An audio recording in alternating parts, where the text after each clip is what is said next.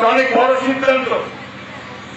এই সিদ্ধান্তের সঙ্গে আমাদের স্বাধীনতা, সার্বভৌমত্ব এবং ভবিষ্যতে এই অঞ্চলের শান্তি স্থিতিশীলতা জড়িত আছে।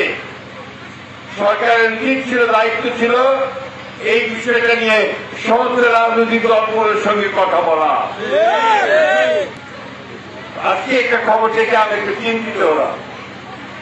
ওই খবরটা দেখলাম যে বাংলাদেশের যে উপদেষ্টা, বৈদেশিক উপদেষ্টা তহিদ সাহেব, তিনি বলছেন যে আরাকানদের সঙ্গে যোগাযোগের জন্য আমরা একটা হিউম্যানিটেরিয়ান প্যাসেজ, মানবিক একটা প্যাসেজ আমরা আরাকানে দিতে চাচ্ছি। কঠিন কথাটা বোঝানো মুশকিল হচ্ছে আমার। অর্থাৎ ওখানে যাওয়া যায় না তো। এখন আমাদের বাংলাদেশের এই যে চিটাগাং দিকে যদি যাওয়া যায় তাহলে যাওয়া যাবে, গিয়ে ওই ডেটে ওখানে যাওয়া যাবে, যোগাযোগ করা যাবে।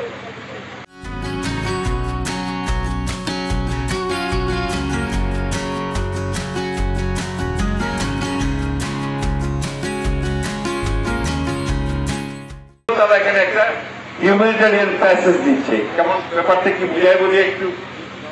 গাজাতে যুদ্ধ হচ্ছে না, গাজাতে খালি বোমা ফেলতেছে তো আপনার ইসরায়েল, তাই না? ওই জায়গায় কাউ যাওয়া পারে না। এখন আপনার বিশ্ব থেকে আর কি আপনার জাতিসংঘ থেকে খাবার, ওষুধ টষুধ এই সমস্ত মানুষের পাঠাতে হলে ওই জর্ডান থেকে অথবা আপনার মিশর থেকে রাস্তা তৈরি করে ওই দিক দিয়ে গাজাতে পাঠানো।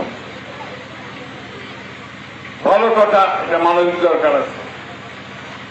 আমার কথা হচ্ছে যে আজকে বাংলাদেশকে ওই জায়গায় পৌঁছতে হলো যে বাংলাদেশকে এখন আপনার একটা প্যাসেজ দিতে হচ্ছে, হিউম্যানিটেরিয়ান প্যাসেজ দিতে হচ্ছে। অনেক বড় সিদ্ধান্ত। এই সিদ্ধান্তের সঙ্গে আমাদের স্বাধীনতা, সার্বভৌমত্ব এবং ভবিষ্যতে এই অঞ্চলের শান্তি স্থিতিশীলতা জড়িত আছে। সরকারের উচিত ছিল, দায়িত্ব ছিল এই বিষয়টা নিয়ে সমস্ত রাজনৈতিক দলগুলোর সঙ্গে কথা বলা। এইটা কথা না বলে তারা এককভাবে সিদ্ধান্ত নিয়ে আজকে এই হিউম্যানিটেরিয়ান প্যাসেজ বলে তারা জায়গা দিচ্ছে। আমাদের মানুষকে সাহায্য করার ব্যাপারে কোনো আপত্তি নাই। জাতিসংঘ উদ্যোগ নিয়ে তাকে সাহায্য করার আমাদের আপত্তি নাই। এটা হতে হবে সমস্ত মানুষের সমর্থনে। আমরা আরেকটা গাজায় পরিণত হতে চাই না, আমরা আরেকটা যুদ্ধের মধ্যে জড়াতে চাই না। আমাদের এখানে এসে আরো কেউ জলকলমল করুক, সেটাও আমরা চাই না।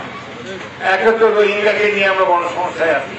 তারপরে এই প্যাসেজটা আমাদের আবার কোন বড় সমস্যার সৃষ্টি হয় সেগুলো আলোচনা করে ব্যবস্থা নিয়ে তারপরে এটাতে যাওয়া উচিত ছিল বলে আমরা মনে করি।